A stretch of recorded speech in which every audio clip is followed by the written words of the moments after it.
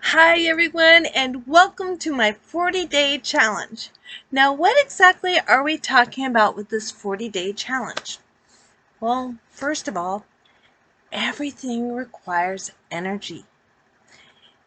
But some of us have less energy and more of us have greater energy. So, how do we take those with lower energy and boost them to higher energy to match? Or in theory to match?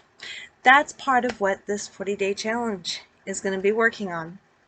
Now, I do have a course that I've created, and I'm going to be sharing you elements of it. I'm also going to be sharing different projects that I'm working on to build that momentum for myself that maybe you might find incorporating for yourself to grow and to build that energy in an alternate way.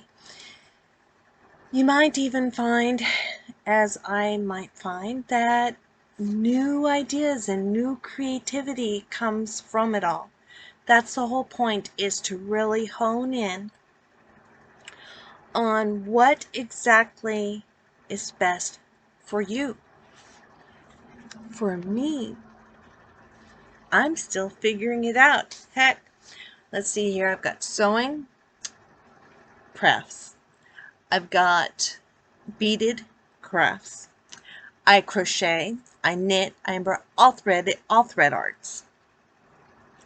But you know what I did do way back in the day and have kind of with it is that I got a diploma for writing literature. Yeah, simple writing, journaling, and creating something with it. Being basically an author. And I became a minister, a reverend, and I also worked to become a life coach. I didn't know that my life training was in life, being a life coach, which basically I'm incorporating all that I've learned to help you, to teach you what I've learned and how it's incorporated to help me to live a life that right now is a little bit confusing, but my goal is to be unconfused. And I'm going to show you kind of how I'm doing this process, that maybe you're living a confused life and trying to figure it out. Part of it is mental health. Maybe you have a mental health condition. Sometimes ADHD is considered mental health as well as a learning disability. It can be both. Dyslexia is a learning disability. I have been found to have both. Yay! It's also uncovered some creativity sides. The challenge is with the ADHD, I tend to go flying off into the sunset with this idea and that idea and the other idea, which I'm going to be sharing through this 40-day challenge, because part of what's going on with ADHD is harnessing that energy. It's going this way, that way, the other way. Harnessing it down and really gaining traction for your strengths, focusing on the positive and growing yourself. It could end up even growing externally and being a positive thing to others. What I learned recently is that these health conditions, the ADHD, the ankle issue that I have had, and then aneurysms. I'm getting ready for a neurosurgery appointment. That's part of why this is kind of pre-recorded before that, which is like day one. I'm doing this beforehand because I don't know what the doctors are going to say. Plain and simple. I mean, there are times when we plan, God laughs. Or we plan, God laughs and says, you think you're doing it this way, but you're going to really do it this other way. Which is kind of what I'm expecting through this 40-day challenge, just for what it's worth. But I'm also noticing that doctors, and this isn't just for me, this I'm using myself as an example, people with mental health issues, with different challenges, physical challenges, disabilities, finding the ability within the disability is what my key point is here.